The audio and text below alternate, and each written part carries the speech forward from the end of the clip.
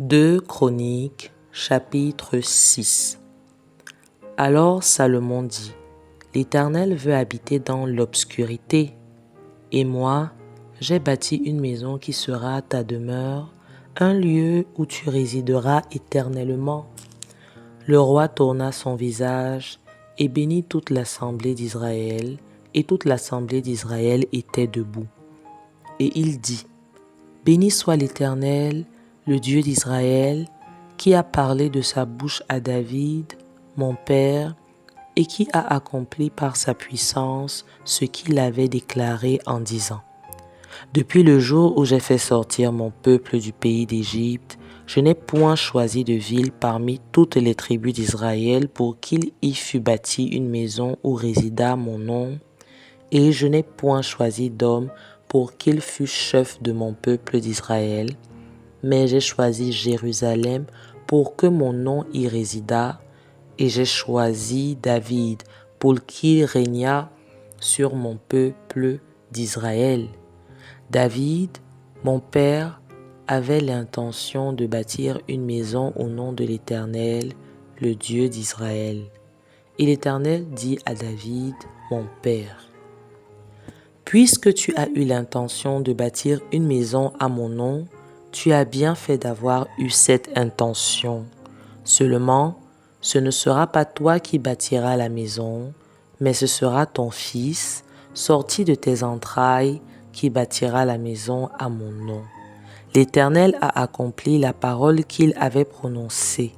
Je me suis élevé à la place de David, mon père, et je me suis assis sur le trône d'Israël, comme l'avait annoncé l'Éternel, et j'ai bâti la maison au nom de l'Éternel, le Dieu d'Israël. J'y ai placé l'arche où est l'alliance de l'Éternel, l'alliance qu'il a faite avec les enfants d'Israël. Salomon se plaça devant l'autel de l'Éternel, en face de toute l'assemblée d'Israël, et il étendit ses mains, car Salomon avait fait une tribune d'airain et l'avait mise au milieu du parvis. Elle était longue de 5 coudées, large de 5 coudées et haute de 3 coudées. Il s'y plaça, se mit à genoux en face de toute l'assemblée d'Israël et étendit ses mains vers le ciel. Et il dit, ô Éternel, Dieu d'Israël, il n'y a point de Dieu semblable à toi dans les cieux et sur la terre. Tu gardes l'alliance et la miséricorde envers tes serviteurs qui marchent en ta présence de tout leur cœur. Ainsi, tu as tenu parole à ton serviteur David, mon père, et ce que tu as déclaré de ta bouche, tu l'accomplis en ce jour par ta puissance. Maintenant, Éternel, Dieu d'Israël, observe la promesse que tu as faite à David, mon père, en disant, tu ne manqueras jamais devant moi d'un successeur assis sur le trône d'Israël, pourvu que tes fils prennent garde à leur voie et qu'ils marchent dans ma loi comme tu as marché en ma présence. Qu'elle s'accomplisse donc, Éternel, Dieu d'Israël, la promesse que tu as faite à ton serviteur David. Mais quoi? Dieu habiterait-il véritablement avec l'homme sur la terre? Voici, les cieux des cieux ne peuvent te contenir. Combien moins cette maison que j'ai bâtie? Toutefois, Éternel mon Dieu, sois attentif à la prière de ton serviteur et à sa supplication. Écoute le cri et la prière que t'adresse ton serviteur. Que tes yeux soient jour et nuit ouverts sur cette maison, sur le lieu dont tu as dit que là serait ton nom. Écoute la prière de ton serviteur fait en ce lieu. Daigne exaucer les supplications de ton serviteur et de ton peuple d'Israël lorsqu'ils prieront en ce lieu. Exauce du lieu de ta demeure, des cieux, exauce et pardonne. Si quelqu'un pêche contre son prochain et qu'on lui impose un serment pour le faire jurer, et s'il vient jurer devant ton autel, dans cette maison, écoute-le des cieux, agis et juge tes serviteurs, condamne le coupable et fais retomber sa conduite sur sa tête, rends justice à l'innocent et traite-le selon son innocence.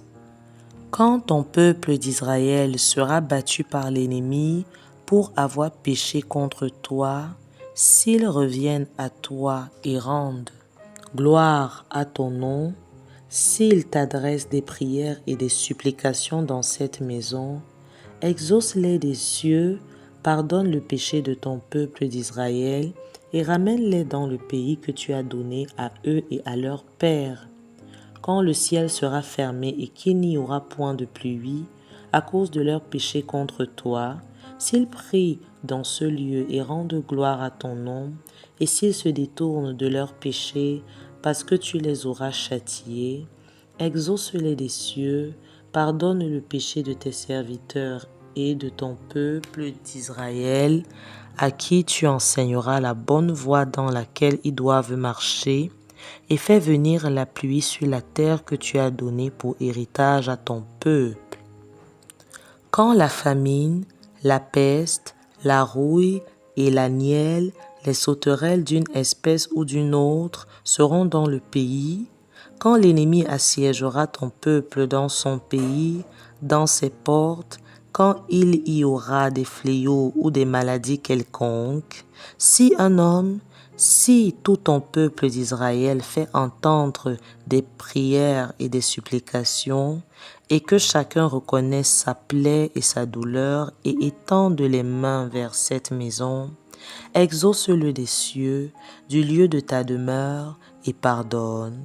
Rends à chacun selon ses voies, toi qui connais le cœur de chacun, car seul tu connais le cœur des enfants, des hommes, et ils te craindront pour marcher dans tes voies tout le temps qu'ils vivront dans le pays que tu as donné à nos pères. Quand l'étranger qui n'est pas de ton peuple d'Israël viendra d'un pays lointain à cause de ton grand nom, de ta main forte et de ton bras étendu, quand il viendra prier dans cette maison, exauce-le des cieux, du lieu de ta demeure, et accorde à cet étranger tout ce qu'il te demandera, afin que tous les peuples de la terre connaissent ton nom pour te craindre, comme ton peuple d'Israël, et sache que ton nom est invoqué sur cette maison que j'ai bâtie. Quand ton peuple sortira pour combattre ses ennemis, en suivant la voie que tu lui auras prescrite, s'il t'adresse des prières, les regards tournés vers cette ville que tu as choisie, et vers la maison que j'ai bâtie en ton nom, exauce des cieux leurs prières et leurs supplications, et fais-leur droit. Quand ils pécheront contre toi, car il n'y a point d'homme qui ne pêche, quand tu seras irrité contre eux et que tu les livreras à l'ennemi, qui les emmènera captifs dans un pays lointain ou rapproché, s'ils rendent eux en eux-mêmes dans le pays où ils seront captifs, s'ils reviennent à toi et t'adressent des supplications dans le pays de leur captivité, et qu'ils disent: nous avons péché, nous avons commis des iniquités, nous avons fait le mal. S'ils reviennent à toi de tout leur cœur et de toute leur âme dans le pays de leur captivité où ils ont été emmenés captifs, s'ils t'adressent des prières, les regards tournés vers leur pays que tu as donné à leur père, vers la ville que tu as choisie et vers la maison que j'ai bâtie à ton nom, exauce des cieux, du lieu de ta demeure, leurs prières et leurs supplications, et fais leur droit. Pardonne à ton peuple ses péchés contre toi.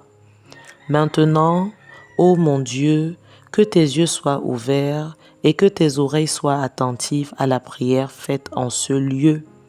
Maintenant, Éternel Dieu, lève-toi, viens à ton lieu de repos, toi et large de ta majesté. Que les sacrificateurs, Éternel Dieu, soient revêtus de salut et que tes bien-aimés jouissent du bonheur. Éternel Dieu, ne repousse pas ton oint, souviens-toi des grâces accordées à David, ton serviteur.